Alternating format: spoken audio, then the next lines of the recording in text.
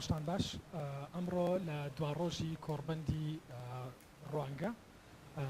بەیەوە شادەبینەوە گفتوگوی ئەمڕۆمان لەبارەی تەوەرێکی زۆر تایبەت دەبێت کە پەیوەستە بە دۆخی ئابووری هەرێمی کوردستان و چۆن هەرێمی کوردستان دەتوانێت بگاتە ناوەندە جیهانیەکان بە تایبەتی لە ڕێگای وەبەرهێنان و لە ڕێگەی بازرگانی و بزنسەوە. ئەمڕۆ گفتوگۆی هاوبەشی ناوچەیی و نێودەوڵەتی هاوبەشی بازرگانەکان بۆ چوونە ناو بازاڕەکانی جیهان دەکەین. وەک گێڕانەوەیەکی کورتی مێژووی بزانین کە ئێمە لەکوێ دەستمان پێکرد لە دوای ساڵی 2005 و کرانەوەی هەرێمی کوردستان بەڕووی جیهاندا حکوومەتی هەرێمی کوردستان هاوتا لەگەڵ گەشەپێتانی کەرتی تایبەتدا هانی وەبەرهێنانی تایبەتی داوە. ئەم هەنگاوەش چالاکانە دەرفەتی ڕەخسان بۆ هاوبەشیکردنی ناوچەیی و نێودەوڵەتی لە شێوەی پرۆژەی هاوبەش واتە جوین ڤێنچەر و هەروەها لە شێوەی ستراتیجیک ئەلایەنس ئەوەی کە نوێنەرایەتیکردنی کۆمپانیا و براندە جیهانەکانە یاخود لە ڕێی بازرگانی و دەستڕاگەیشتنی وەبەرهێنەر و خاوەن کارە ناوخۆیەکان بە بازاڕەکانی جیهان. لە نێو ئەو یاسا گرنگانەی لە هەرێمی کوردستان کە دەرفەتی هاوبەشیکردنی ناوچەیی و نێودەوڵەتی ڕەخساندووە یاسایەکی لیبراڵە، یاسای وەبەرهێنان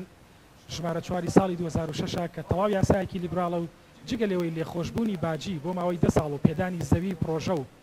بەبێ بەرامبەر پێشکەش کردووە. لە هەمان کاتدا مافی خاوەندارەتی تەواوی بە پرۆژەی وەبەرهێنانی بیانی و ناردنەوەی تەواوی داهاتەکەی بۆ وڵاتی دایک بە کۆمپانیا بیانەکان بەخشیوە. سەرڕای ئەوەش یاسایەکە بۆ بەهێزکردنی پەیوەندی درێژخایەن چەند جۆرە هاندانێکی زیاتر بەو پرۆژانە دەدات کە پرۆژەی هاوبەشن لە نێوان وەبەرهێنەرانی ناوخۆیی و بیانی. لە ئەنجامدا ئەم جۆرە هاندانانە دەرفەتێکی گونجاویان بۆ هاوبەشیکردنی ناوچەیی و نێودەوڵەتی بۆ چونە نێو بازاڕەکانی جیهان بۆ هەرێمی کوردستان ڕەخسان. لە کۆی سەرمایی وەبەرهێنان ئەگەر تەنها سەیری کەیسی وەبەرهێنان کەین لە هەرێمی کوردستان لە ساڵی 2006ەوە تاوەکو ئێستا بە بەهای زیاتر لە 50 ملیار دلار وەبەرهێنان لە هەرێمی کوردستان کراوە و بە ڕێژەی 21% لەو وەبەرهێنانە بریتی بوون لە وەبەرهێنانی بیانی یاخود پرۆژەی هاوبەش. سەرڕای گرفتە بەردەوامەکانی هەرێمی کوردستان وەک ژێرخانێکی لاواسی ئابووری، ناسەقامگیری سیاسی لەسەر ئاستی ناوخۆ، گرانی و زۆری و تێچوونی دەستی کار. لە هەمان کاتدا هاوبەشیکردن لە بواری وەبەرهێنان یان بازرگانیکردن بە شێوەیەکی خێراگەشەی کردووە. ئەمەش دەرفەتێکی گەورەی بەگەیاندن و کۆنێکتکردنی هەرێمی کوردستان بە بازاڕەکانی جیهان بەخشیوە. لە دوای قەیرانی ئابووری ساڵی 2008 لەسەر ئاستی جیهان بیرۆکەیەکی نوێی ئابووری تەنگی بە بیرۆکە کۆنەکە هەڵچنی. ئەویش ئەوەیە بۆ کۆمپانیەکان و کارگەکانی کەرتی تایبەت پێویستە لەسەر ئاستی نێودەوڵەتی گەشە بکەن. لەم پێناوەشدا چەندین جۆر استراتیج هەیە لە جیهاندا کە کۆمپانیا و خاوەن کارەکان بەگشتی پەنای بۆ دەبن بۆ ئەوەی بگەن بە بازاڕەکانی جیهان و ببنە کاراکتەرێکی نێودەوڵەتی. بۆ ئەوەی لەسەر ئاستی نێودەوڵەتی گەشە بکەن پێویستە مامەڵە لەگەڵ ئەو استراتیجانە بکەن، بە تایبەتیش لە ڕێی زیادکردن و دامەزراندنی هەناردەکردن، لە ڕێگەی دامەزراندنی پرۆژەی هاوبەش یاخود هاوبەشیکردنی استراتیجی لە بازاڕەکانی دەرەوەدا کە ڕاستەوخۆ ئەم جۆرە هاوبەشیکردنە پێویستی بە وەبەرهێنان هەیە. هاوبەشی نێودەوڵەتی بێگومان دەرفەت بە کۆمپانیا و خاوەنکار دەدات بۆ دامەزراندنی بە بازارکردن و بە پیشەساسیکردنی بەرهەمەکانی بێگومان بە هاوکاریکردنی هاوبەشە ناوخۆیەکانی ئەو وڵاتانە. کەواتە بۆ گەیشتن بە بازاڕەکانی جیهان کۆمپانیا و کەرتی تایبەتی هەرێمی کوردستان بە تەنها مەرج نییە ببنە هاوبەشێکی نێودەوڵەتی و کاراکتەرێکی نێودەوڵەتی لە دەرەوەی هەرێمی کوردستان، بەڵکو دەکرێت وەک هاوبەشێکی ناوخۆیی و بۆ هاوبەشە نێودەوڵەتەکان بگەنە ئەو بازاڕانی جیهان لە ناوخۆی هەرێمی کوردستان. بۆ نمونە چین لە سەرەتاکانی قەیرانی دارایی ساڵی 2008 بە سوودوەرگرتن لە کەمی دەرفەتی وەبەرهێنان لە ئەوروپا و ڕۆژاوا بەگشتی بانگهێشتی خاوەنکار و وەبەرهێنەرانی بیانی کردو لە شێوەی پرۆژەی هاوبەشدا لەگەڵ کۆمپانیا چینیەکان سەرمایەکانیان لە چین بەکارخست. ئەمەش دەرفەتێکی گەورەی بە بەرزکردنەوەی توانای مرۆیی و بەکارهێنانی تەکنەلۆژیای نوێ لە بەرهەمێناندا بە چین بەخشی. پرسیار ئەوەیە بۆ ئەوەی گفتوگۆی بکەین ئایا هەرێمی کوردستان چۆن دەتوانێت بە سوودوەرگرتن لە ئەزمموی هاوشێوەی چین توانامرۆیەکان و ئەزممون و بەکارهێنانی تەکنەلۆژیای نوێ تاقی بکاتەوە؟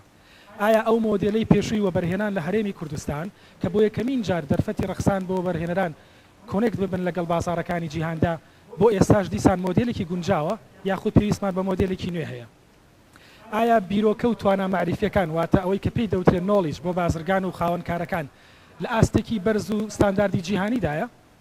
ئایا کەرتی تایبەتی هەرێمی کوردستان بەو کواڵەتیەی کارگە و کۆمپانیەکانی ئێستا کە هەیە دەتوانێت هاوبەشی نێودەوڵەتی بکات و بچێتە بازاڕەکانی جیهانەوە؟ بەڕێزان لەم پانێڵی ئەمڕۆماندا کە کۆتا پانێڵە گفتوگۆی ئەم بابەتانەکەین بە ئامادەبوونی بەڕێزان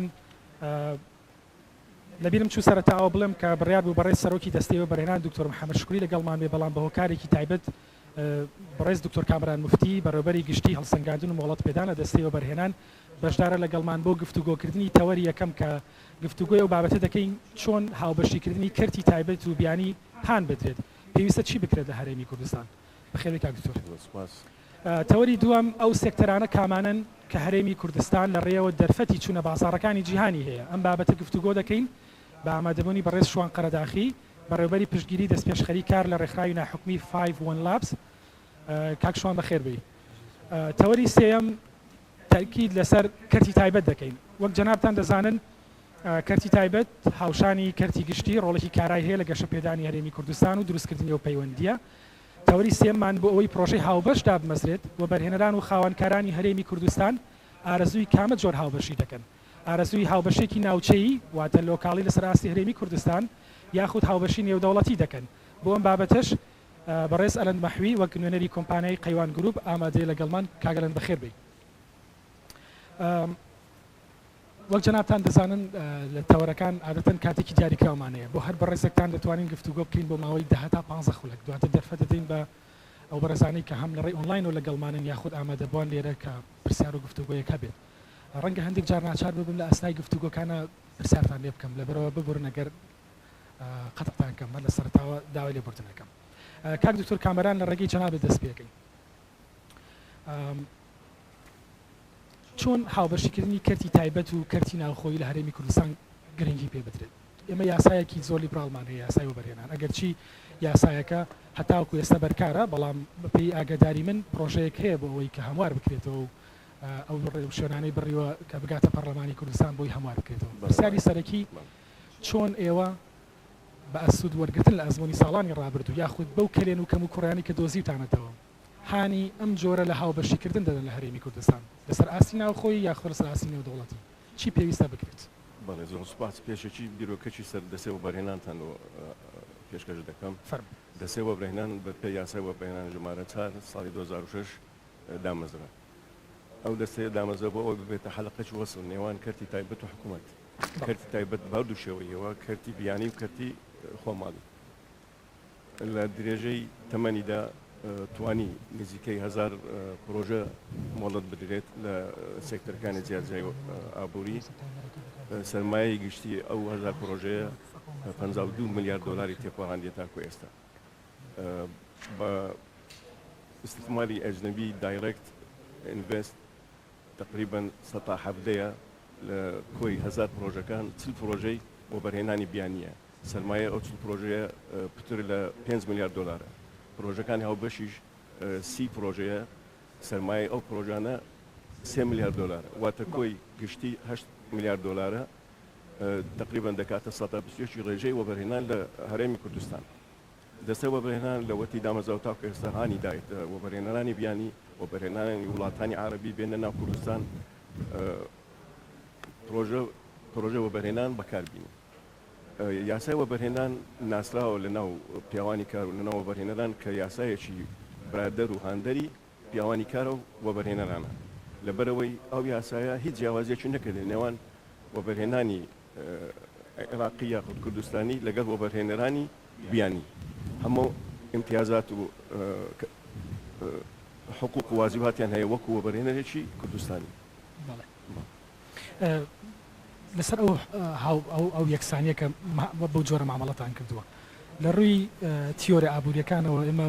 دوو بۆچوونی جیاوازمانەیە بەشێک لە ئابووری ناسەکان واسەی دەکەن دەڵێن بەتایبەت لە بواری لێخۆشببوونی باج دەڵێن پێویستە پرۆژەکان تارگێت بکرێت واتە دەستنیشان بکرێت تەنها لێخۆشببوون بۆ ئەو پرۆژانە بێت نەک بە شێوەیەکی گشتی لێخۆشببوونی باجی بۆ هەموو کەسێک بێ بۆ هەموو پرۆژێک بێ وەک جەنابتە دەزانی باج ڕاستەخۆ داهاتێکی سەرەکی حکوومەتە واتە لە دەستدانی ئەم جۆرە دەداهات کەواتە کە تۆ لێ خۆش دەبی ئەم جۆرە لە داهات دەست دەدەیت لە بەرامبەردا زۆرینەیەک لە نمونونەکان بۆ نمونەی هۆنگ کۆنگ نمونەی لوبناان ئەو ئابووری بچووکانە یاخود مۆریشیس ئەم ئابووری بچووکانە هاوشەوی هەرێمی کوردستان و لێخۆشببوونی باجیان داوە بە هەموو سێکتەرەکان بەڵام لە وڵاتە پێشکەوتوەکاندا لە وڵاتە پیشە سازیەکاندا تەنها لێخۆشببوونی باجیان بە ژمارەیەکی تایبەت لە پرۆژەکان داوە پرسیارەکەی من لەگەڵ جەنابێت ئایا بیرتان لەم جۆرە لە گۆڕانکاری کردوێتەوە چونکە ناکرێ ئێمە پرۆژەیەکی نیشتەجێکردنی خانوبەرە لەگەڵ پرۆژێکی استراتیجی پیشەسازی وەکو یەک مامەڵەیان لەگەڵەکەی لەگەڵ هەرێمی کوردستان چۆن بیرتان لەمە کردوتەوە لە داهاتوودا؟ حاڵەتی ئەخباری کوردستان تایبەتە پێویستمان بە هەموو پرۆژەکە لە هەموو سێکتەرەکان لە بەرەوەی هاندانی وەبەرهێنەران دەکەین لە هەموو سێکتەرەکان کار بکەن و هەر لە بەرەوەش خۆشبوون لە باج و ڕسومات و ڤەڵای بدەخل ئەوانە هەمووی یەکسانە لە بۆ هەموو سێکتەرەکان چکە لە وەرەوەی جەنابەت ئاماژەت پێکرد لە پێشەکیێکی زۆر جوان ئامادە پێشکەش کرد کوردستان بنای تەحتی وێرانە پێویستیمان بە هەموو چێوە پرۆژە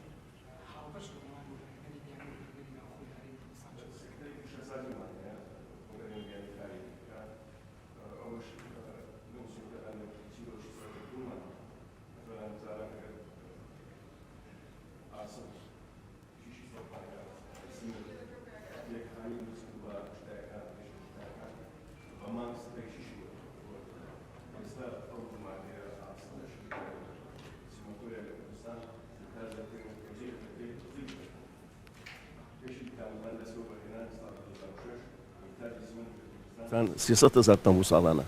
ئێستا بەهۆی دەستەی وەبەرهێنانەوە ئینتاجی سمنت 12 ملیۆن تەنە ساڵانە ئەوان هەمووشی زیادەکەی دەستە دەروەی کوردستان کەواتە دەتوانین بڵین ئەم جۆرە لە پرۆژانە ئەو ئامانجەی هێناوەتە دی کە هاوبەشێکی نێودەوڵەتی دروستکاکە کە هەناردەکردن دروستکاکە پرینسیپەکانی داخڵبوون لە بازاڕەکانی جیان کاک دکتۆر بەپێی ئەو ئامارانەی کە لە وێبسایتی دەستەکەتان هەبوو وەکەوەشی من لە پێشەکەکە خوێنمەوە بە کۆی سەرمایی پرۆژەی هاوبەش و سەرمایی بیانی لە هەرێمی کوردستان تەنها ڕێژێکی کەم پێک دێنەکرد نزیکەی 21 لە سەتی کۆی 50 ئەوەندە ملیار دلارە لە هەرێمی کوردستان پرسیارەکەی من ئەوەیە سەرڕای ئەوەی ئێوە کە لە یاساکەتە زۆر زیاتر هانداری پرۆژەی هاوبەشن زۆر زیاتر جەختان لەو کرد پرۆژە هاوبەشانە کردوتەوە واتە جۆرێک لە تەژیر پشتی زیاترتان پرۆژەدا بەڵام ئامارەکان بە پێچەوانە دەردەکەون لە کاتێکە لە ڕووی پۆلیسیەوە وەختێک تۆ هانی جۆرێک لە سیاست دەدەی چاوەڕێکی دەرەنجامێکی بەرسرت بداتێ بەڵام لەمە پێچەوانەیە ئەگەر ئەو هۆکارانە لێ بپرسن بە تێڕوانینی ئێوە یاخود بە دراسەکردنی ئێوە بۆ ئەمە ڕووی داوە بۆچی دەرەنجامەکەی بەو جۆرەنێکەوە چاوەڕێتان کرد بڵێ وەڵام مەچمە هۆکارەکەیە یەک لەوانە مستەثمری ئەجنەبی وەبەرهێنەری بیانی سەیری کوردستان دەکەوە کۆی کە پارچەکە لە عێراق ئەمان استقرار لە عێراق نییە بەس کوردستان وانە کوردستان جودای ئەوان ئەو حسابی ناکەن کە دێنە وڵاتێکی ئێمە وەکو پارچەیەک لە عێراق حسابمان لەوە دەکەن ئەوە سەبەبەکە تەماشای کوردستان دەکەوەکەوەی کە عێراق چۆنە کوردستانش ئەوەیە ئەوەش بە پێچەوانەیە تەوان دوو ئەو میقڕۆبەی داعش لە 2014ەوە ینی وای کرد وەبەرهێنەری بیانی کەم ڕووی لە کوردستان بکە ئەزمەی مالی ئەو ئەزمەی سیاسی بینی هەولێر و بەغدا ئەوانە هەمووی هۆکار بوون بۆ ئەوەی استثماری بیانی بکشێتەوە لە کوردستان بەو ڕێژەی نییە کە ئەمە چاوەڕێ دەکەین بەڵێ هەر لە وەڵامی ئەو پرسیارەدا مەسەلەی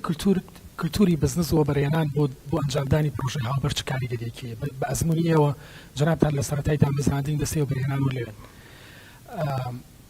جۆرێک لە تێڕامان هەیە لەوەی کە هێشتا مستەسمری ئێمە لەو سەرەتایانەدا ئامادەسازی ئەوەی نەبووە کە لەگەڵ مستەسمرێکی بیانی هاوبەشی بکات ئایا ئەم کللتوری بزنس و ئەم کللتوری وەبەرهێنانە بۆ دروستکردنی هاوبەشێکی ناوچەیی یاخود هاوبەشێکی ناودەوڵەتی کاریگەری هەبووە؟ بەڵێ خۆی پێویستە ینی علاقات بینی مستەسمری و محلی و مستەثمر ئەزەوی فراوانتر بکرێت پیاوانی کاری کوردستان وەبەرهێنەران بچنە دەرەوە بچنە وڵاتانی دراوسێ اطلاع بکەن لەسەر بیئەی ئیستثمار اطلاع بکەن لەسەر عملیای ئیستثماری لە وڵاتانە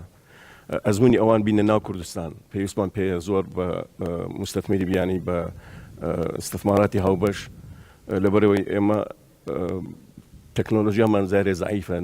ناگاتە ئاسیا ئەو تەکنۆلۆژیا کە لە جیهان هەیە ئەو تەکنۆلۆژیانە و ئەو خێبرانە بێنە ناو کوردستان ئەمە زۆر سودمەند دەبین لی فتەرجیع دەکەین محاولەش دەکەین ژینگەچی وەبەرهێنانی ئیجابی دروستکەین بۆ ئەوەی وەبەرهێنەران ڕووکەن لە کوردستان کاک دکتۆر ئەو مەسڵ مۆزوعی تەکنۆلۆژیات باس کرد بێگومان پرۆژەی هاوبەش لەسەر کۆمەڵێک بنەما ئەنجام دەدرێت یەک لەو بنەمایانە ڕەنگە سەرچاوی بەردەست بێت بۆ هەردوو کۆمپانیای خۆت بۆ هەر چەند کۆمپانیای کە ئامادەن پرۆژێکی هاوبەش ئەنجام بدەن سەرچاوەکانی بەدەرزێکێک لە هۆکارەکانی ئەنجامدانی پرۆژەی هاوبەش بە تێڕوانی جەنابەت ئەکرێ بڵێن ئەو بۆشاییە هەیە لە کۆی ئەوەی کە ئێمە لە ئابووری پێڵێن هۆکارەکانی بەرهەمهێنان لە کوردستان بۆشاییە هەیە بەتایبەتی لە ڕووی تەکنۆلۆژیا و سەرچاوی مرۆییەوە والله لە ڕاسمالیش لە سەرمایەش بەڵێ پێم خۆشە لەو بابەتە گەر بۆمان باسکەی بەڵێ خۆی سەرمایە ینی وەبەرهێنەری خۆماڵی سەرمایی کەمە ئەو سەرمایە زەبەلەحانەی نییە بێ لێرە خۆی بە تەنیا وەبەرهێنان بکە هەروەها ئەو تەکنۆلۆژیایەکە لە کوردستان مەوجودە کە کاری پێ دەکرێت تەکنۆلۆژیایەکی تقریباً کۆنە پێویستمان ئەوەیە کە ئەو تەکنۆلۆژیا و خبراتی بیانی بێتە ناو کوردستان کەلتورەکی وەبەرهێنانی هاوبەش دروست بکەین بینی وەبەرهێنەری بیانی و وەبەرهێنەری کوردستانی کەواتە یعنی دەتوانین بڵین تەکنۆلۆژیا و توانە مرۆیەکان یەکێکن لە بەربەست توانە مرۆیەکان و سەرمایەش بۆ ئەوەی کە ئێمە داخلی بازاری جیهان بین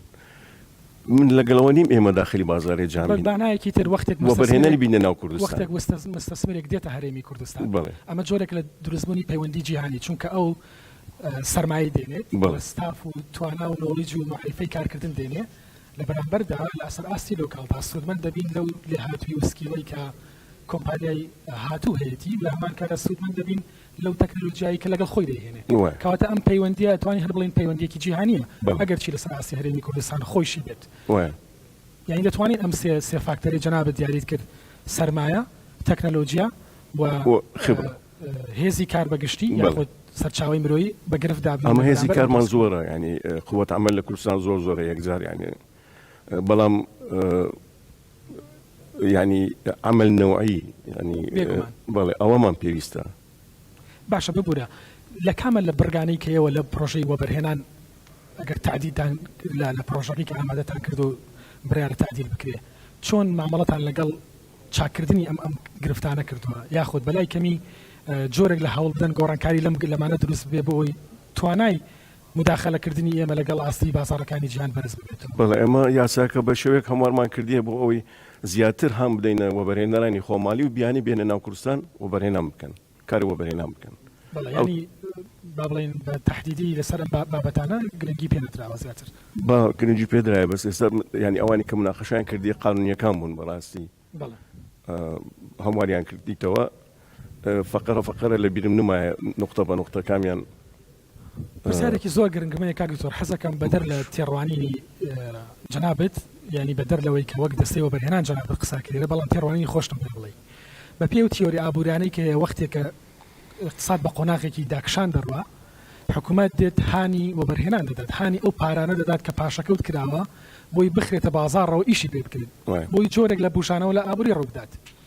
من ساڵی 2017 لە کۆڵینەوەی کە ئەنجامدا لەسەر وەبەرهێنان گەیشتمە و نەتیجەی لە هەرێمی کوردستان باشترین شێوازی وەبەرهێنانە بە پشک بۆ ئەوی من کە سەرمایەکی با بڵێن کە پاشەکەوتێکی بچووکم هەیە هاوڵاتیەک قوتابێکی زانکۆ کە پاشەکەوتێکی بچووکی هەیە بتوانین لە ڕێگەی پرۆژەی هاوبەش لە ڕێگەی پرۆژە بە پشکەوە بکەین بە وەبەرهێنان بەڵام ئەم دەرفەتە لە کوردستان نییە پرسیارەکەم ئەوەیە ئایا بیرتان لەوە نەکردوتەوە کە بۆ نمونە وەبەرهێنان بکرێتە پشک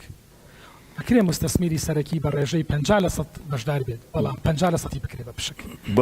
پێویستی بە دامەزرانی شەرکاتی موساهەمە بێگومان بەڵێ کە ئەو شەرکاتان ئەگەر دامەزران وەبەرهێنان بە پشک دەبیتن وشتەش باشە ینی ئەو تو برادەرێک کەمیەک سەرمایە هەیە کە شوێ کۆی دەکەی و دەبتە سەرمایەکی گەورە پرۆژێکی باشی دەردەچیت ئەنجام دەدرێت بێگومان و یەکێک لەو هۆکارانە شەکە ڕێگە دەگرێت لە هەڵهاتنی سەرمایە چونکە ئەگەر جەنابان باسان کرد بەسەر هاتنی داعش و ئەو ڕووداوانی کە لە 6 ساڵی ڕابردوو ڕوبەری هەرێمی کوردستان بۆەوە یەکێک بوون لە پاڵنەرەکان بۆ ئەوی مستەسمیری ئەمە کۆچ بکات بەرەو دەرەوە بۆی پارەکان بڕواتە دەرەوە بەڵام ئەگەر لەم جۆرە سیاساتانە نەخینە کار ڕەنگە سەیڤینا یاخود پاشەکەوتە بچووکەکانیش دوجار بۆ ئاستی و بۆ شێوازی بەکاربردن خەرج بکرێت بۆیە ئەم پرسیارم بەڕاستی بەلاوە گرنگ بوو ئایا بیرۆکەیەکی لەو جۆرە پەسەند دەکرێت ئایا بەڵێ پەسەندکە و هەر ئیشی بۆکەن لەم بابەتە هەیە ئێستا چەند پرۆژەی وەبەرهێنانی بە پشک هەیە وڵەتشی پێدرایە کاریش دەکات یعنی منێک کە بۆ نمونە خاوەنی پاشەکەوتێکی بچوو بم دەتوانم لەم پرۆژانەیە پشک بکڕم ئەم جۆرە هەیە بڵێ نۆرمەڵە ینی زۆر باش سپاس دەکەم ئاماژەت بۆیدا کە کاتی ئەزەمات و کاتی ئەزەماتی اقتصادی حکوومەت مفروضە اهتمام بدا بە بنای تحتی خلق الوظائف خلق العمل بێگومان ئێستا کاتی ئەوەیە کە حکوومەت اهتمام دا بە بنای تحتی بۆ دیاریشە و خاصة لە مەجالی ڕێگاوبان لە مەجالی مشاريع زراعي مشاريع صناعي شتێکی باش ئێستا ئەو حکوومەتە دەیکات زۆر باش خلق الفرص بخۆ دەزانێت جناب نظريات اقتصادي وتجارب دول العالم إثباتي کرد کە وەختی ئەزەمات وەختی کەساد مفروض انفاق حكومي زياد بكري بێگومان بەڵێ انفاقی زیاد دەکەی طلب زیاد دەبی طلب زیاد دەبی بالضرورة عرضی زیاد دەکا انتعاش دەکا ئابووری زۆر زۆر سپاس کاک دکتۆر وەختەکەم لەگەڵ جنابت کۆتایی هات دەچمە لای کاک شوان قەرەداخی کاک شوان ئەمەوێت بە تەواوی دەخولك بەمە جنابت بۆ خۆت لەسەر بابەتەکە قسە بکەیت دواتر هەندێک گفتوگۆ دەکەین لەو بارەیەوە ئەمە پرسیاری ئەوت لێ بکەم جنابت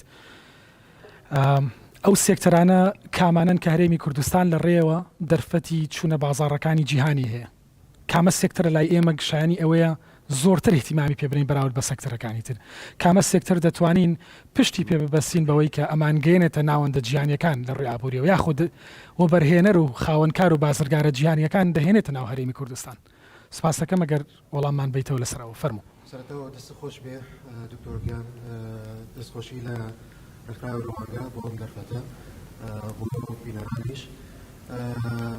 بەڕاستی بەنسبەت ئەم مۆزوعەوە خۆی دووکو باست کرد وەکو ئاماژە کردووە کە هەردوولا کە ئێمە چۆن بتوانین بڕین بۆ بازاری نێودەوڵەتی و بەعەکسەوە چۆن وەبەرهێنان چۆن بێن بۆ کوردستان یا بۆ یاخود بۆ ناو عێراق چۆن بێنە ناو هەرێمی خۆمان و پرۆژەیەکی تازە بکەن و بیکەنەوە بەڕاستی من هەمووی ئاماژە بەوە بکەم کە پلانی وەبەرهێنانی 2020 کە ئەم ساڵ دەرکەوتووە کە شتی زۆر تایە کە تەرکیزمان کردووە حکوومەت خاستان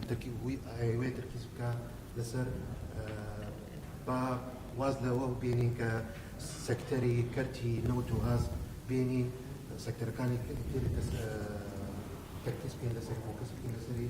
ئەوەیە کە وەکو گەشتوکاڵ پیشەسازی وەکو دکتۆر باسەوەی کردووە لەگەڵ گشت و گوزار ئەم سێ سێکتەرانە زۆر گرنگن ئێستا وازان ئێمەشمان بینیوە لە ماوەی ڕابردوو کە هەنیە سێ پرۆژەی گەورە کراوەتەوە کە تەرکیزیان کردووە لەو سێکتەرانە بۆ نمونە وەکو گشت و کاڵ لە عینە کات بۆڕەوە تۆ بجات باسی ئەوەت کردووە کە مەسەلەی پشک مەسەلەی پشک ئێستا نەک ئەوەیە کە لە سا 50 پێشتر یاسا ئەوەیە بوو کە سا 50 هەرچی وەبەرهێنەری بیانی ئەتوانێت بێت و سا 50 هەبێ ئێستا کرایەوە بە سا ئەتوانێت بێت سا پشکەکانی پۆژەی خۆی شەریکەی خۆی بزنسی خۆی لە هەرێمی کوردستان بیکاتەوە بەڕاستی ئەمە شتێکی زۆر گرنگە و ئەمە درەفتێکی زۆر گرنگە کە بۆ وەبەرهێنەر کە بیرە لەوە بکاتەوە کە بێت لە ناو کوردستان پرۆژەیەکی خاستن لەو کردانە کە حکوومەت تەرکیزی کردووە بیکاتەوە لە کوردستان ئەمە چکە بەڕاستی ئەمە لە هەموو وڵاتانی ئەو دەرەفتە نەدراوە لە لایەنی حکوومەت خاستن لەبەر ئەوە لە عینەن کات وەکو جەناب پرسەرەتەوە بوو کە ئێمە وەکو خۆمان وەکو وەبەرهێنەری ناوخۆی خۆمان ئەگەر ئەوێ بڕاتەوە دەرەوە بەڕێی من تەرکیز لەسەرەوە بکات کە بەرهەمی ناوخۆ کە بەرهەمی ناوخۆ خاصن لە مەسائلی گەشتوکاڵ میوە سەوزەوات ئەو شتانە بەرهەمی ناوخۆ ئەوە ئەتوانێت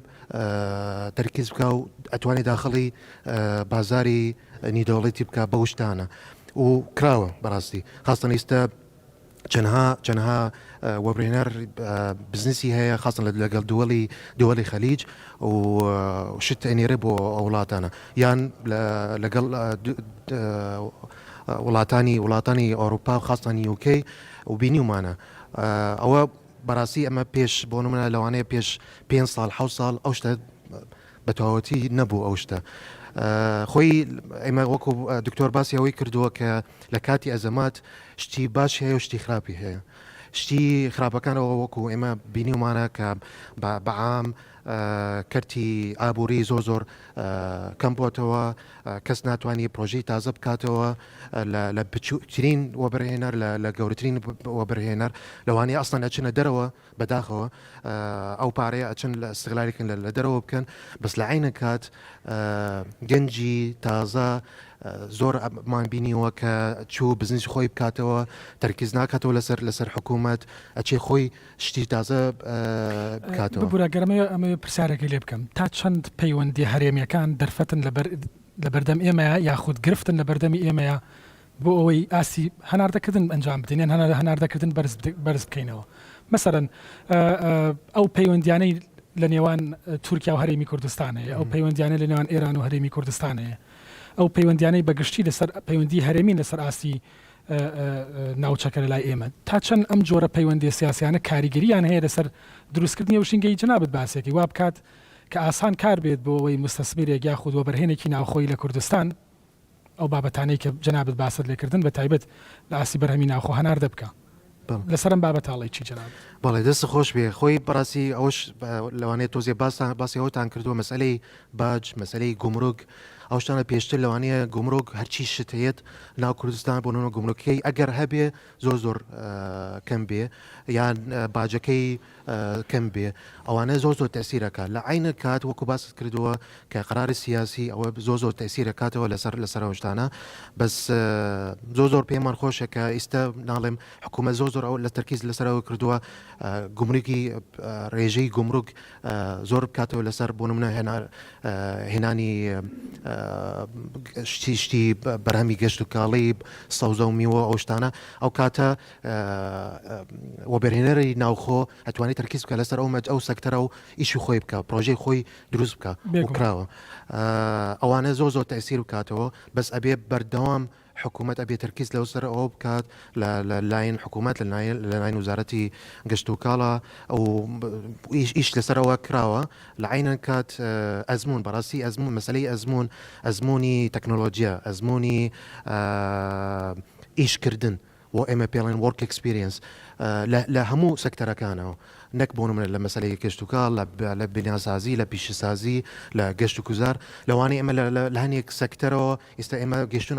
ئەو مەرحەلەیەکە ئەو قۆناغەکە باشین بۆ نمونە لە مەسەلەی ئینفراستراکچەر و بیناسازی بینیمانە ماشەڵا ئێمە کۆمپانیای گەورەمان هەیە کە بە احتیمادیان کردووە لەسەر کارمەندی ناوخۆ کارمەندی باڵێن کوردی خۆمان بێ کە پرۆژەیەکی زۆر گەورە دیان کراوە وەکو کۆمپانیای وەلو ناموێ ناوی کۆمپانیەکان بێم بەس ئەمە ڕاستە ئەمە واقع حاڵە قەیوان گروپ کاڤین گروپ کە ئەو شتی زەخمیان کردو پرۆژەیەکی استراتیجی زەخمیان کردووە لەوانەیە بەتەکید دامی حکوومەتی تایە بەس هەمووی لەسەر ڕێسمالی خۆیان با بڵین لەسەر کادری خۆیان هەمووی ڕادگرم لێرە ئەوە ڕەنگە دروست بێ بۆ ئاستی هەرێمی کوردستان بەڵام پرسیارەکەی من لە جەنا بدەوەیە ئایا بیرۆکە و توانە معریفیەکان واتە ئەوەی کە نۆڵیجە لە کاتی ئیشکردنە کۆمپانیا و هێزی کاری ناوخۆی لەو ئاستە بەرزە ستانداردەیە کە بەرهەمەکانی لە دەرەوە بکڕێت لەو ئاستە کواڵەتیە بەرزەیە کە بتوانێت بازار بە بەرهەمەکانی لە دەرەوە بدۆزێتەوە بەڵێ وەکو باسم کرد هەیە بە پێ کردەکانی سەبوونم ناڵێم کەرتی بیناسازی پیشەسازی گەیشتونە بازە سەکتەرێک هەیە بازە کەرتێک هەیە ئێمە گەیشتون ئەو ستاندەردە عالمیە نێودەوڵەتیە کە ئەتوانین هەرچی پرۆژەکان بکەینە ناو هەرێمی خۆمان و ئەتوانین لە دەرەوەش بکەین بەڕاستی بەس حەزاکەم بڵێن بەداخەوە بەس پێم وا بێ بەتەکید لە کەرتەکانی تر هەیە زۆر ماوە بەڕاستی کە ئەبێ ئیش لەسەرەوە بکەین کە ئەزمموی خۆمان لەو سەکتەرانە باش بکەین بۆ نمونە لە گشت و گوزار بەڕاستی ئێمە نەگەیشتونە ئەو مەرحەلەی ئەو شێوەیە کە ئێمە ئەتوانین نەک بەس ئەوەی منافسەی بچین دەرەوە و پرۆژە پشتی تازە بکەینەوە ناتوانیشتی بزنسی پرۆژەیەکی گەورە لە ناو هەرێمی خۆمان بکەینەوە چکە بۆ ئەزمونمان نییە لەواتە دەتوانین بڵین لە ڕووی معریفەوە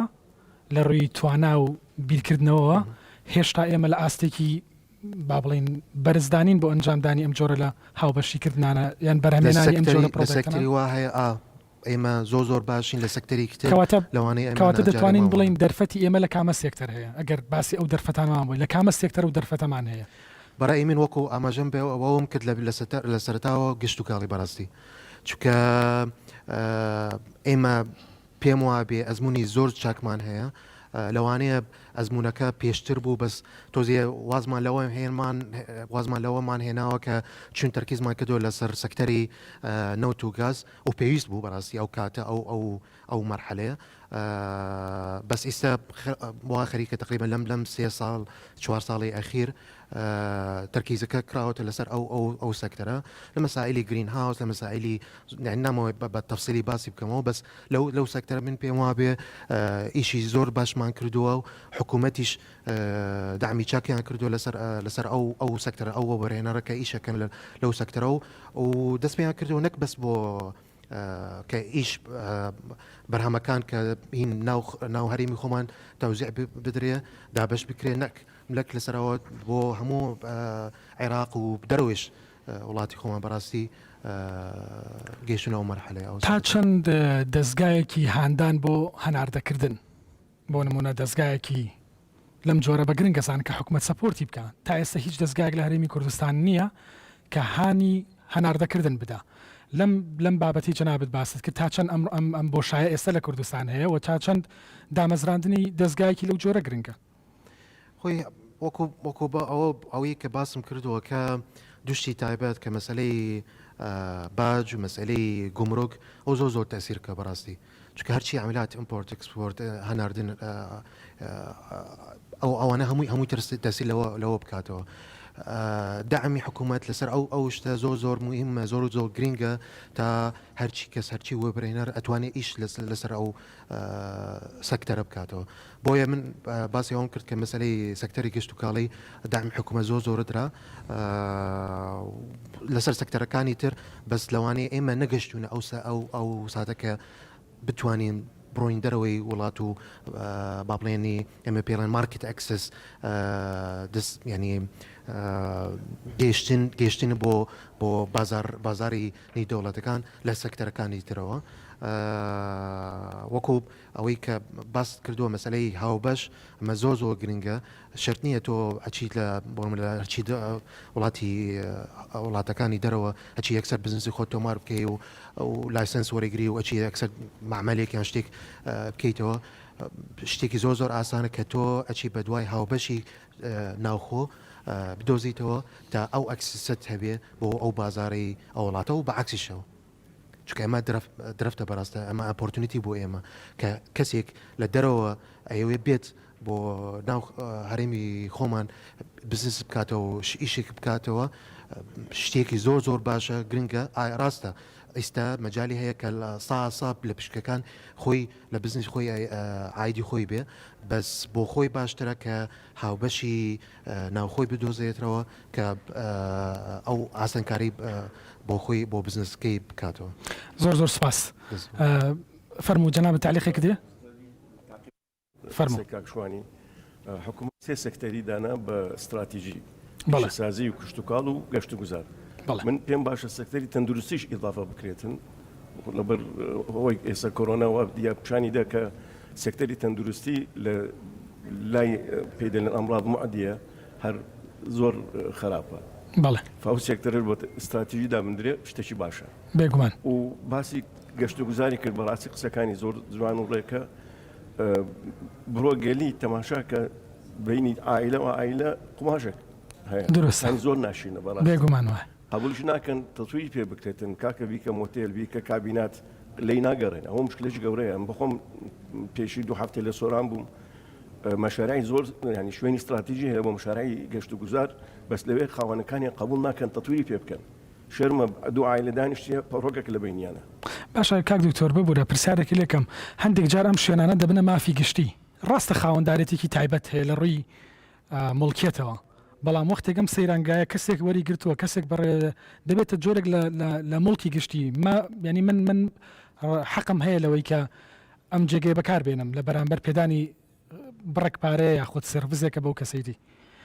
بوو بەم جۆرە معاملەیان لەگەڵ کرێ بۆ لەبەرەوەی ئەوان ڕێگە نادەن ئێوە شێوازیتر بەکار نایەنن یاخود ڕێگەنادن ئەنی پرۆژەی باشەیە پرۆژەی نوێی ئێستا وەکو گوتم چیرۆکی سەرکەوتنە تلفریکی کۆڕێک بێگومان مەشروعی شنگلبانەی پێدەلێن شتی جوانن حەڤارینە خۆزگە ئەو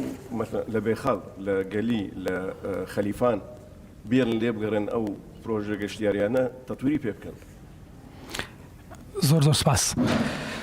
کاگەلەند دێمە لای جەنابتان. بەڕاستی هەر مەبەستم بوو جەنابەت وەک دوایمین کەس قسە بکەین لەبەرەوەی کۆی ئەو بەڕێزانە کە باسییان کرد ڕاستەخۆ کاریگەریان هەیە لەسەریەوە وەک کەرتی تایبەت ئایا لە ڕووی سیاست و پلاندانانەوە بێ کە بۆ بەرهێنان حکوومەت هەیەتی یاخود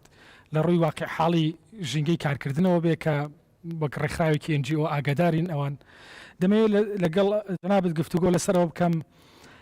بۆ ئەوەی پرۆژێکی هاوبەشدا بمەزرێت ئایا بەڕاستی خاوەنکاری ئێمە من تێگەیشتم لەوەی کە کللتوری و معریفەی ئیشکردنی ئێمە هێشتا لاوازە لە ئاستێکی جیهانی نییە بەڕاستی ئەوە کابرا ڕازی نیە لەی خۆمە ئیشی پێەکەم کاکە یاخود ئەوە تا هاوبەشەکان لەسەر ئاستی ئەو سێکتەرانەی کە باسمان کرد وەک دەرفەت بۆ هاوبەشیکردن زۆر کەمە تەنها سێکتەرێکمان هەیە بە نمونە کە زۆر جەختی لەکەینەوە ئەوش سێکتەری کشت و کاڵە ئەمێ بابەتەکە ببستمەوە بۆی جەنابەت بۆی بپرسم ئایا وە بەرهێنرانی ناوخۆ یاخود خاوەنکارانی ناوخۆ ئارەزووی کامە جۆر لە پرۆژەی هاوبەش دەکەن پرۆژێکی هاوبەشی لۆکاڵی یاخود پرۆژێکی هاوبەشی جیهانی یان بە مانایەکی دەردانێت لەگەڵ وەبەرهێنەرێکی ناوخۆی ئیش بکەن یاخود لەگەڵ وەبەرهێنەرێکی جیهانی سپاس دەکەم فەرموو جەنابیشتان دەخولەکتان هەیە دواتر بەردەوامە بین هەر فەرموون. زۆر سپاس بۆ ئەم دەرفەتە لە ڕاستیە یاسای وەبەرهێنانی هەرێمی کوردستان کە لە ساڵی 2006 دەرچوو هەنگاوێکی زۆر گەورە و نەوعی بوو بۆی کە وەبەرهێنان لە هەرێمی کوردستان بە باشی ببوژێتەوە بەڵام لە دوای ئەو چەند ساڵەی کە لە هەرێمی کوردستان وەبەرهێنان کراوە دیارە ئێستا هەندێک خەلەل و کەم و کورتی دەرکەوتون بە یاساکە و ئەگەر سێری ئەزمموی ئەم چەند ساڵە بکەین هەندێک خوێندنەوە توانین بکەین کە بۆچی وەبەرهێنەر لە وڵاتانی دەرەوە نەهاتوونەتە هەرێمی کوردستان و ئایا لە هەرێمی کوردستان وەبەرهێنەری ناوخۆیی ئەوێت لەگەڵ وەبەرهێنەری بیانی کارکایانە بە بڕای منەوەی کە تا ئێستا هەیە ئەو سێکتەرانەی کە وەبەرهێنانی تیاکراوە لە هەرێمی کوردستان توانا و تاقەی وەبەرهێنەری ناوخۆی تێنەپەڕانەوە پرۆژەکان پرۆژەی زۆر گەورە و خورزنین ئەو پرۆژانن کە بە وەبەرهێنەری ناوخۆی یەکرێن و کراون و ئەلحەمدولیلا ئێستا بینی لە هەندێک لە سێکتەرەکانە لە پارێزگایەکی وەکو سلێمانی چیمەنتۆ بۆ هەموو عێراقیش هەنارداکرێ وەکو ئەو بە ڕێزان ژامەزان پێکرد ویان شیش وە زۆر بواری تر کە ئێستا لە هەرێمی کوردستان ئەتوانرێت کە بۆ ناوەڕاست و خواروی عێراقیش بکرێواتە وەبەرهێنەری ناوخۆی لە هەرێمی کوردستان توانیوێتی بچێتە ناوەڕاست و خواروی عێراقیش نەک تەنها لە هەرێمی کوردستان بۆیە ئەو پرۆژانی کراون ئەتوانم بڵێن پرۆژەی زۆر گەورە نین زۆر قورس نین ئەگەرنا وەبەرهێنەری ناوخۆی هەموو کاتێک ویستوێتی ئامانجی بووە لەگەڵ وەبەرهێنەری ئەجنەبیا کار بکە بەڵام وەبەرهێنەری ئەجنەبی هەتا ئێستا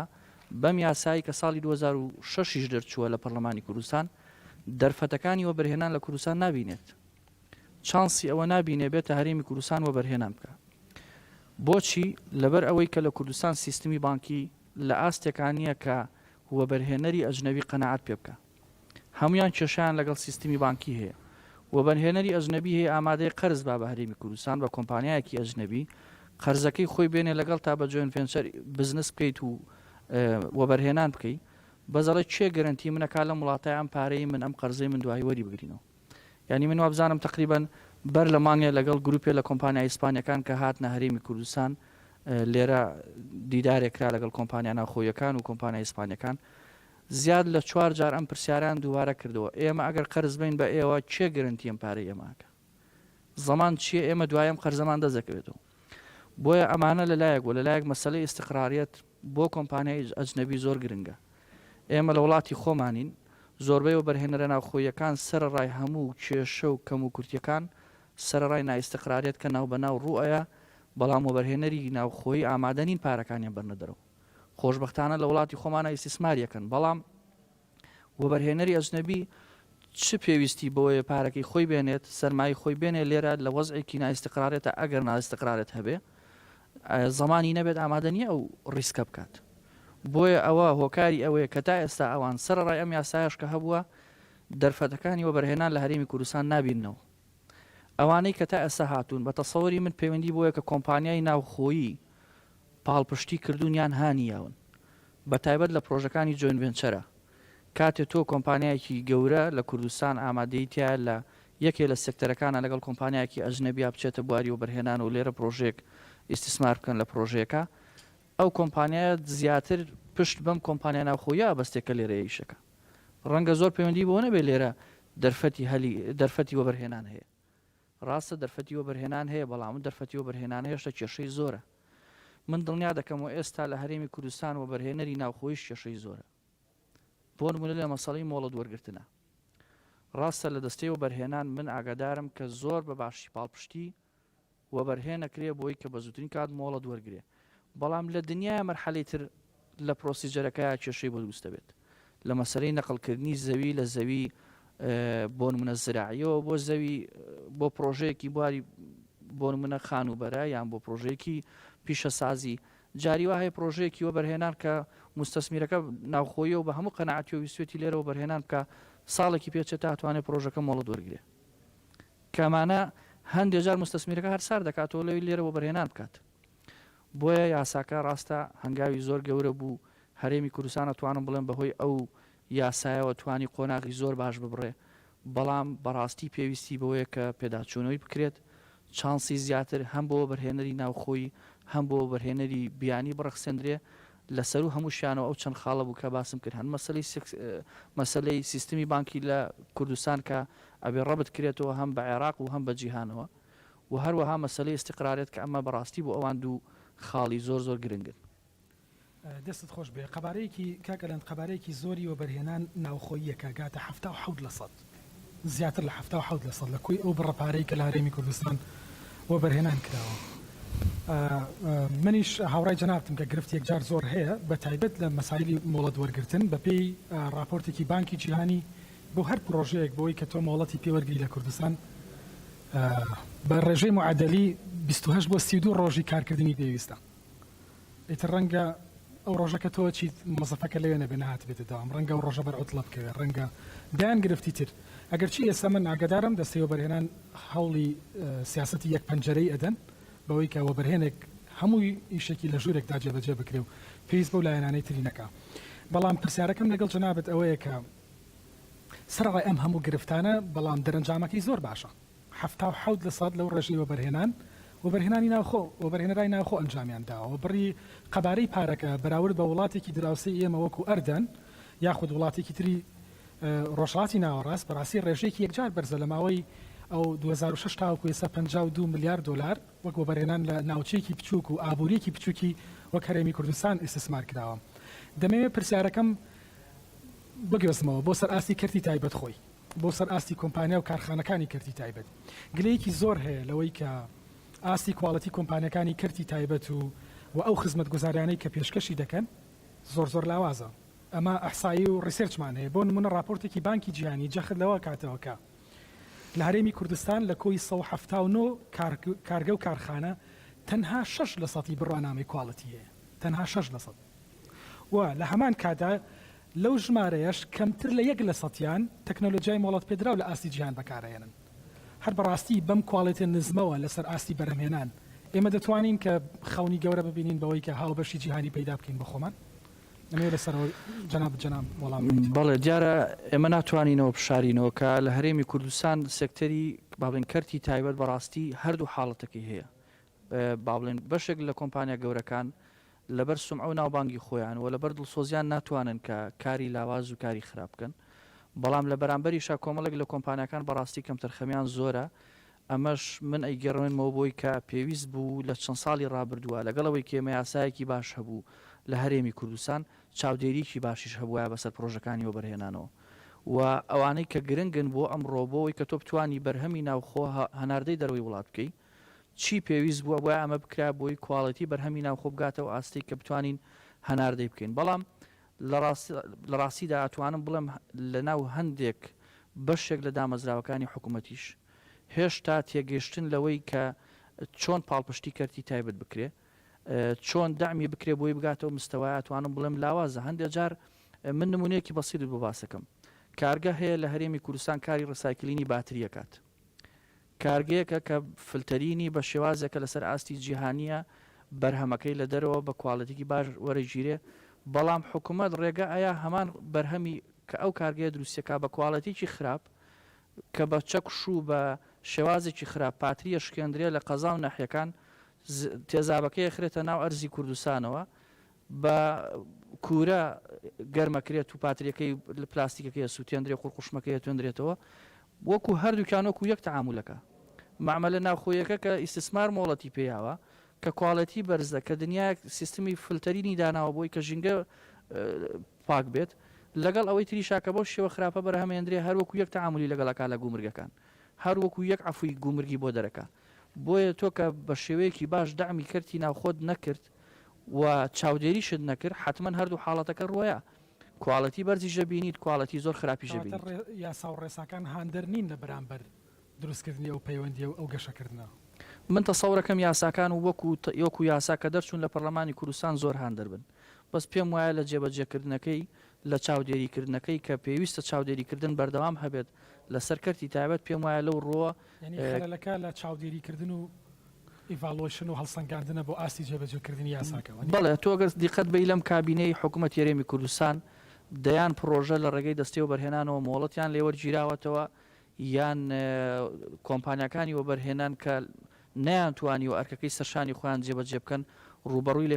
لێپرسینەوە بوونەوە کە ئەمە تعبیر لەواکە کە ئێستا چاودێریکردن هەیە لێپرسینەوە هەیە ینی ئەمە پێویستە هەموو ڕۆژێک هەبێ شتێک نەبێ پەیوەندی بە کابینەیەک و بە کابینەیەکی تر بەم ساڵ و بە ساڵێک ترەوە هەبێ تۆ پێویستە هەموو کاتێک چاودێری و پرۆژانە بکەی کە مۆڵەتە پێیاون بۆی کە بیان گەێنیتەوە کوواڵەتی کە تۆ تەسەوریەکە یان تۆ پێویست پێێتی یان بۆ منە بانکی جیهانی کە وەکو جەنابەت باست کرد چاوەڕێیەکات زۆر زۆر سپاس کاگەلند زۆر سپاس بەڕێزان ئێستا لەگەڵ ئێوە بەردەوام بین ئەگەر هەر پرسیارێکتان هەیە پەیوەست بەو سێ تەوەرەی کە ئەمڕۆ گفتوگۆمان کرد بۆ هەرێکێک لە بەڕێزان وەختەکەمان کراوەیە 15 خولەکمان هەیە پرسیار وەرەگرین لە ڕێگەی ئۆنلاین بێت یاخود لە ڕێگەی بەشداربووان فەرموون ئەگەر هەر پرسیارێکتان هەیە خۆشحاڵە بین کە فەرموو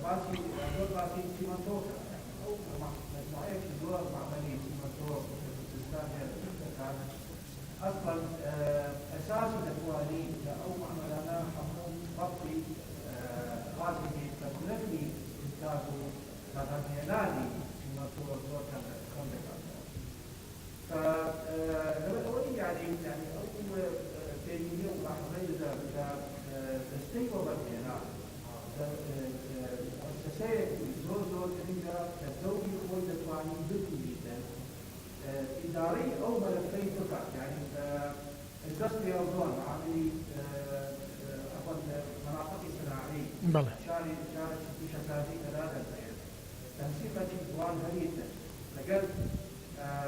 او مؤسسات او شركات انتاج غاز بتواني يعني استعداد ما يعني غاز جديد او مع مؤسسات فقط مشاريع اكتشافاتي كأولا حموس متمدد واستفادة من لو غازي او الانتاج طبعا اول شيء والله ما وصلي بس السكتري في شساتي حتى مثلا السكتري يشتغلون يعني هو نمونيه هل بروجيكت يشتغلون غازي غازي مالات او غازي مالات تواني وشيء أو كهرباء بطريق غاز يعني. فدوري أو مؤسسة يعني دور منظم والمنظم. بله. فالمنظم أوان يعني دوري مؤسسة استثمار دولية كمسألة كنترولي حمود أو إذا كان بلاريت يعني استقيمة أو لو تصاصف من نوع استيزاء غاز الطاقة. طبعا هو حول استخدامه بحطات الكهرباء. أول استفادة من ذلك دون ذات مواد كهرباء أو غازي أمين أنا غاز. بله. طبعا يعني صار يكون يعني هاي الجوازات بيستديو أمام دقيقة شاشات ومنزل مليون دقيقة أو هذا الزيادة الإخواني تنسيق فكري لقد حموا أو فروج الدولانة أو إسكان الدستي أو حكومتي هذه كردستان وبتاعي كثير تستوي وبينا استفادة لو هذا يكون أو وتنسيق فكري أو هذا ليبو أو مؤسسات صناعية تسوي منزل منوي إنتاج كيان فندخل في كم تجديد زكوانا منافسة زور سپاس. زۆر سپاس. دەمەوێت ئەوەی کە جنابی باسی کرد وەک پرسیارە کاک دکتۆر کامەران لە جنابتی بکەم. جناب دەزانین لە اقتصاد بەرگێکمانەیە یان شتێکمانەیە پێوتر علاقات الأمامية والخلفية. backward بالضبط backward and forward relationship. أو سيكتوري غاز أو سيكتوري يعني بقشتي ايوه لبروجكتانی وبرهێنانە چۆن دەتوانن مثلا ئەم بابەتانە اهتیمام پێ بدەن چکامانە بنە پرۆژەی تەواوکاری دواتر پێکەوە یعنی ناچار نابی لە دەرەوە پشتی بۆ بهێنی ناچار نابی لە وڵاتێکی ترەوە ئیمپۆرت بکەی چۆن گرنگیتان بەم جۆرە پرۆژانە داوە ئایا هیچ شتێکتان هەیە جێتان کردوتەوە بۆ ئەم جۆرە لە پرۆژانە؟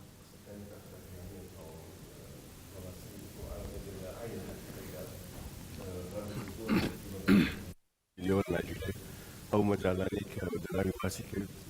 پیشەسازیە غازی ماڵانە پرۆژە نیشتەجێیەکانە دەکرێت سوودی لێوەربگیرێ بەو شێوەی کە ئێستا لە هەموو عالم پەیڕەو دەکرێت.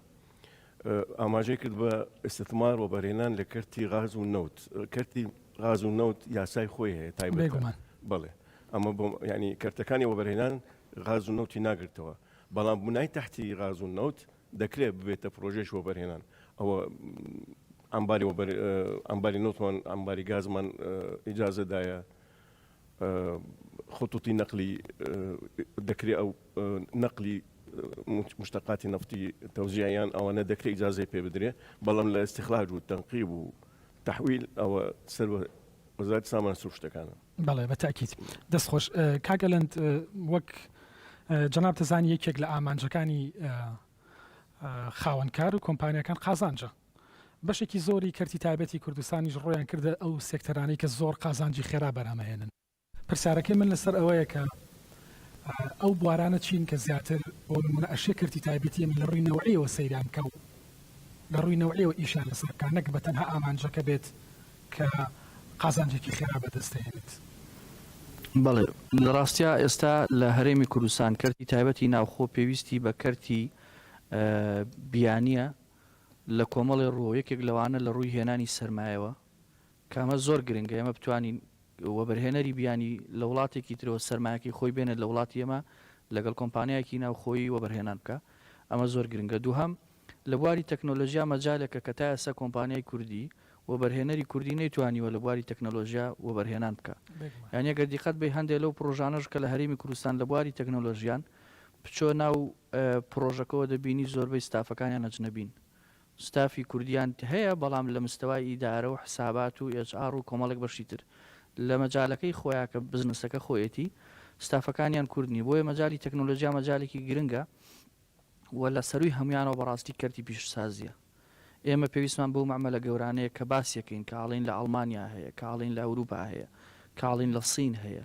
ئەو مەعمەلانە پێویستە بێنە هەرێمی کوردستان کە ئەمە بە تەسەوری من تا ئێستا کەرتی تایبەت لە هەرێمی کوردستان نەیتوانیەوە لەو ئاستە گەورەیە دیارە پرۆژەی زۆر گەورە هەیە وێزگەی کارەبا هەیە لە هەرێمی کوردستان ڕیفاینەری هەیە کامانە پرۆژەی زۆر گەورن و سەرمایەکەشیان زۆر زۆرە بەڵام هێشتا هەندێ مەجای تر هەیە کە لە هەرێمی کوردستان وەبەرهێنانی تیانەکراوە بەڵام تقریبا ئەتوانی لە سێکتەری پیشسازی چڕی بکەیتەوە کە زۆرترین مەجال ئەگرێتەوە تەمان. دەستخۆش کاکشوان جەنابەت لە گفتوگۆکەت باسیەوەت کرد کە دەرفەت بۆ هەرێمی کوردستان سێکتەری کشتتوکاڵە زیاتر وەک سێکتەرێک لێ بڕوانین بۆ ئەوەی کە هاوبەشی ناوچەیی یا پرۆژەی هاوبەش پێکەوە یاخود پرۆژەی هاوبەش لەگەڵ وەبەرهێنەری بیانی ئەنجام بدەین بەڵام کاگەلەن زیاتر بەلای ئاستی تەکنەلۆژیا ئەڕوات ینی بە پێی ئەزمون و تەجروبەی ئەوان ئەو پرۆژانی کە مەجای تەکنەلۆژیای هەلێکە بۆ ئەوەی کە وەبەرهێنەری بیانی بێتە هەرێمی کوردستان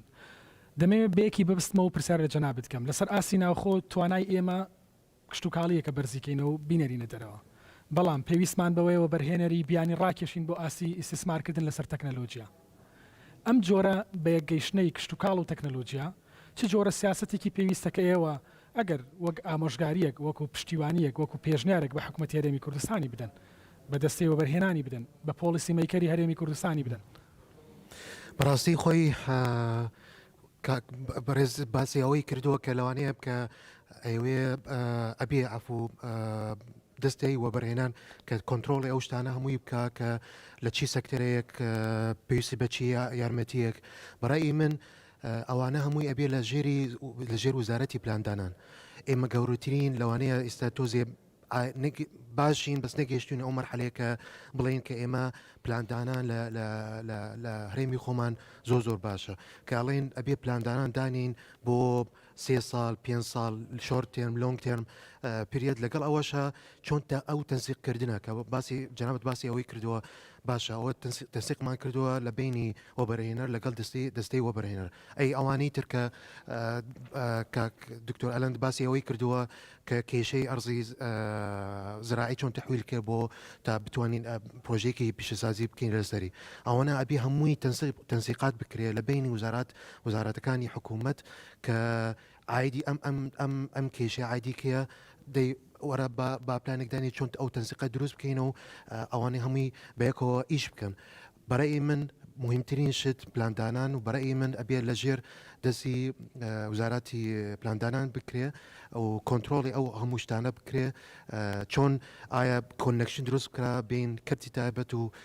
کەرتی پبلیک سەکتە کەرتی حکوومەت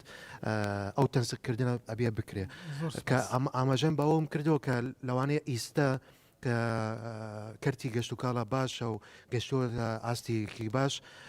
بەس لە عینە کات وەکو دکتۆرانە باسی کردو کە